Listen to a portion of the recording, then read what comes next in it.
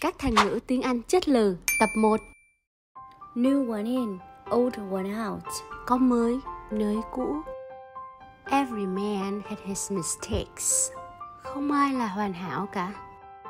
Every day is not Sunday. Sông có khúc, người có lúc. When in Rome, do as the Romans do. Nhập gia thì tùy tục. Slow but sure. Chậm mà chắc. Beauty is only skin deep. Cái nết đánh chết cái đẹp. Every jack has his chill. Nồi nào thì úp vung nấy. No pain, no gain. Có công mài sắt, có ngày nên kim.